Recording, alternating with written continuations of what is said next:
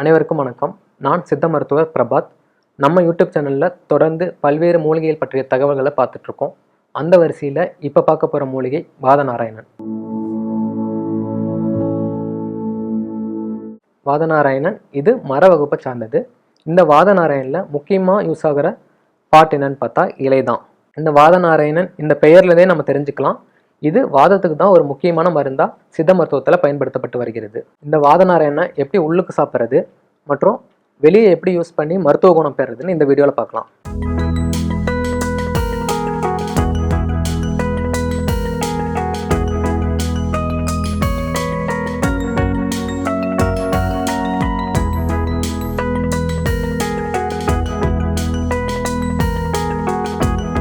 சித்த மருத்துவத்தில் பேதிக்கு எடுத்துக்கிட்டா வாதம் குறையும் அப்படிங்கிற ஒரு கான்செப்ட் இருக்குது. அதுபோல் இந்த வாதநாராயணனை சமைச்சு சாப்பிட்டு வந்தோம்னா பேதியாகும். ஒரு முறை பேதியாகும். அப்படி பேதியாகனால ஒன்றும் பிரச்சனை இல்லை. அது வாதத்தை சமப்படுத்தும். இந்த வாதநாராயணனை இப்படி சமைச்சு சாப்பிட்றது வாரத்துக்கு 2 முறை நம்ம எடுத்துக்கலாம். இப்படி சமைச்சு சாப்பிட்றதுனால உடலில் இருக்க வலி, குத்தல், குடைச்சல் போன்ற பிரச்சனைகள் தீரும். இதோட இலைச்சாறை எடுத்து ஒரு டம்ளர் அளவுக்கு நோய் சரியாகும் வரைக்கும் சாப்பிட்டு வரலாம். அதே மாதிரி வாய் தொலை நீங்கிறதுக்கு வாதநாராயணன் இலையை ஒரு 2 கிராம் அளவுக்கு சாப்பிட்டு வந்தால் சரியாகும். இது வரைக்கும் வாதநாராயண இலையை எப்படி நம்ம உள்ளுக்கு சாப்பிட்டு மருத்துவ குணம் பெறலான்னு பார்த்தோம். இப்போ இந்த வாதநாராயண இலையை நம்ம எப்படி வெளியே யூஸ் பண்ணலாம் அப்படின்னு பார்க்கலாம்.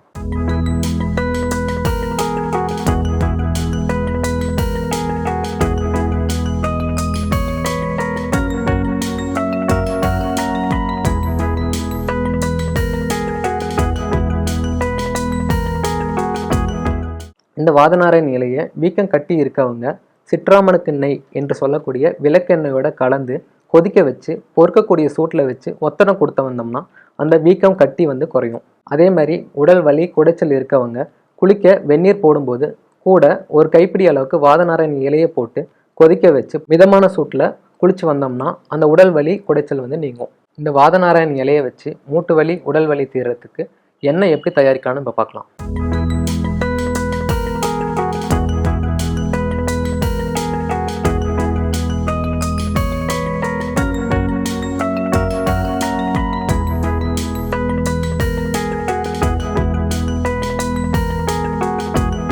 வாதநாராயண இலைச்சாறு 1 லிட்டர் எடுத்துக்கணும்.